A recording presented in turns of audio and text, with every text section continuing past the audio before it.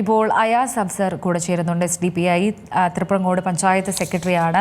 ശ്രീ അയാസ്, എന്തായിരുന്നു അവിടെ സംഭവിച്ചിരുന്നത്? ഈ മലപ്പുറത്ത് സ്വാതന്ത്ര്യദിനത്തിൽ സ്കൂളിൽ RSS ഗണഗീതം ആലപിച്ചു എന്നുള്ളൊരു കാര്യമാണ്. ഇതുമായി ബന്ധപ്പെട്ട് സോഷ്യൽ മീഡിയയിലൂടെ ഒക്കെ തന്നെയാണ് മറ്റുള്ളവർ അറിയുന്നത്. നമുക്കറിയാം, സ്വാതന്ത്ര്യദിനം കഴിഞ്ഞു, ഇന്ന് ഇത്രയും ദിവസമായി. എപ്പോഴാണ് ഈ ഒരു പ്രശ്നം, ഇതൊരു വിവാദമാകുന്നത്? എങ്ങനെയായിരുന്നു ഈ സംഭവം ഉണ്ടായിരുന്നത്? കേവലം സോഷ്യൽ മീഡിയയിലൂടെ അറിഞ്ഞു എന്നുള്ളതല്ല, ഈ സംഗതിയുടെ വളരെ ഗൗരവമേറിയ വിഷയം RSSും BJPയും കൈകാര്യം ചെയ്യുന്ന സമൂഹ മാധ്യമങ്ങളിലൂടെയാണ് ഇത് പ്രചരിപ്പിക്കുന്നത്. അതാരും പറയാതെ പോയിട്ട് പോയിന്റാണ്.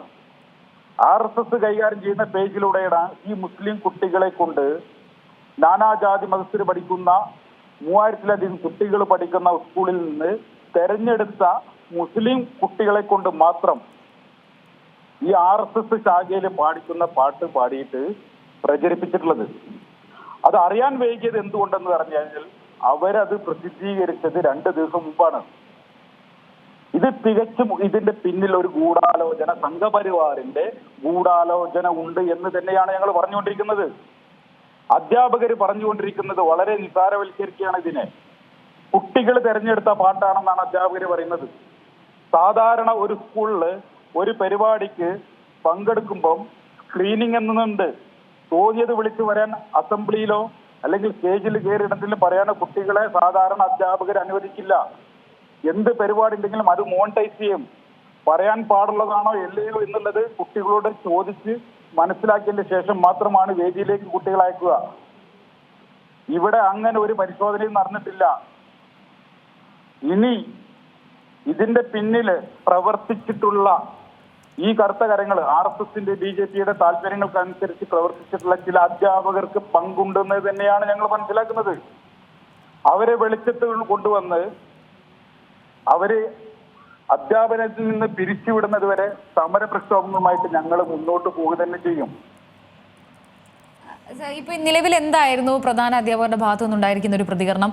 ഇതുമായി ബന്ധപ്പെട്ടിട്ട് ആരൊക്കെയാണ് ഈ ആരോപണ നിഴലിലുള്ളത്? അധ്യാപകരുടെ പേര് ഇതുവരെ വെളിപ്പെടുത്താൻ മാനേജ്മെന്റ് തയ്യാറായിട്ടില്ല. അവർ ആരേക്ക് സംരക്ഷിക്കുന്നെന്ന പോലെയാണ് ഞങ്ങൾക്ക് തോന്നിയിട്ടുള്ളത്. ഒന്നാമത് അവിടെ പ്രതിഷേധവുമായി ഞങ്ങൾ അവിടെ എത്തിയ സമയത്ത് ഈ പ്രധാന അധ്യാപകരോട് ഞങ്ങൾ ചോദിക്കുകയാണ്, എന്തടിസ്ഥാനത്തിലാണ് ഈ ഗണഗീതം RSSന്റെ വെറുപ്പും വിദ്വേഷവും ഉളവാക്കുന്ന ശാഖകളിൽ പാടുന്ന ഈ ഗണഗീതം ഒരു പൊതുവിദ്യാലയത്തിൽ എന്തടിസ്ഥാനത്തിലാണ് നിങ്ങൾ പാടിച്ചത് എന്ന് ചോദിച്ചപ്പോൾ വളരെ നിസാരവൽക്കരിച്ചിട്ട് പറയാം, അത് കുട്ടികൾ യൂട്യൂബിൽ നോക്കി പഠിച്ചതാണെന്ന്. അങ്ങനെ യൂട്യൂബിൽ നോക്കിയിട്ട് എന്തെല്ലാം പ്രസംഗങ്ങളുണ്ടാവും, വെറുപ്പും വിദ്വേഷവും ഉണ്ടാക്കുന്ന പലതും ഉണ്ടാവും. അത് അസംബ്ലിയിലോ പൊതുയിടത്തിലോ കുട്ടികളെ കൊണ്ട് നിങ്ങൾ പറയിപ്പിക്കുമെന്ന് ചോദിച്ചപ്പോൾ പ്രധാന അധ്യാപകർക്കും മറുപടിയില്ലായിരുന്നു. ഇപ്പോൾ നിലവിൽ ഈ കുട്ടികളുടെ ഭാഗത്തു നിന്ന് എന്താണ് ഒരു പ്രതികരണം ഉണ്ടാകുന്നത്? അവരെന്താണ് ഇതിനെ കുറിച്ചുള്ള സത്യാവസ്ഥ പറയുന്നത്? മാനസികമായി സമ്മർദ്ദം ചെലുത്താൻ ഈ വിഷയത്തിൽ കഴിയില്ല. കുട്ടികളുടെ മാനസിക നിലയിലെ ഞങ്ങൾ അങ്ങനെ കടന്നു കയറാൻ ആർക്കാണ് കഴിയുക? ചെറിയ പിഞ്ചു മക്കളാണ്. അവരെ ഉപയോഗപ്പെടുത്തിയത് ആരാണ്?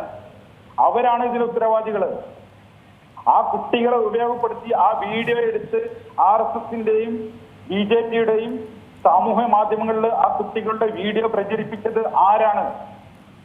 RSSന്റെയും BJPയുടെ കൈകാര്യം ചെയ്യുന്ന ഫേസ്ബുക്കിൽ ഈ വീഡിയോ ഇട്ടത്? അതാണല്ലോ കണ്ടെത്തേണ്ടത്. അത് വളരെ നിസ്സാരമായിട്ട് കണ്ടെത്താവുന്നല്ലേ? കേരള പോലീസിനും അത് അന്വേഷണ ഉദ്യോഗസ്ഥർക്കും തീർച്ചയായിട്ടും വെച്ചിട്ട് കൊണ്ടുവരാൻ കഴിയുമല്ലോ. എന്തുകൊണ്ടാണ് അധ്യാപകര് അല്ലെങ്കിൽ ഇവിടുത്തെ അധികാരിവർഗം അതിന് തയ്യാറാവാത്തത്? ആരെ സംരക്ഷിക്കുന്നതിന് വേണ്ടിയിട്ടാണ് ഈ സർക്കാർ നിലനിൽക്കുന്നത്? കേവലം ഒരു സ്കൂളില് ഓണാഘോഷത്തെ പറ്റി പറഞ്ഞപ്പോ അവിടെ സസ്പെൻഷൻ ഉത്തരവിട്ട അതേ സർക്കാരിന്റെ നിലപാട് ഇവിടെ ഇരട്ടത്താപ്പാണ് കാണുന്നത്. ഒരു അന്വേഷണം പോലും പ്രഖ്യാപിക്കാൻ സർക്കാർ ഇതുവരെ തയ്യാറായിട്ടില്ല. കുറ്റക്കാരായ അധ്യാപകർക്കെതിരെ നടപടിയെടുക്കുമെന്ന് പറയാൻ തയ്യാറായിട്ടില്ല. അന്വേഷണം പ്രഖ്യാപിച്ചിട്ടില്ല. ഇത് ആരെ സംരക്ഷിക്കുന്നതിന് വേണ്ടിയിട്ടാണ്? നന്ദിയുണ്ടായ അവസരത്തിൽ പ്രതികരിച്ചതിന്. ഏറ്റവും പുതിയ വാർത്തകളും വിശേഷങ്ങളും വിരൽ തുമ്പിലറിയാൻ Zee മലയാളം ന്യൂസ് എല്ലാ ഡിജിറ്റൽ പ്ലാറ്റ്ഫോമുകളിലും ലഭ്യം.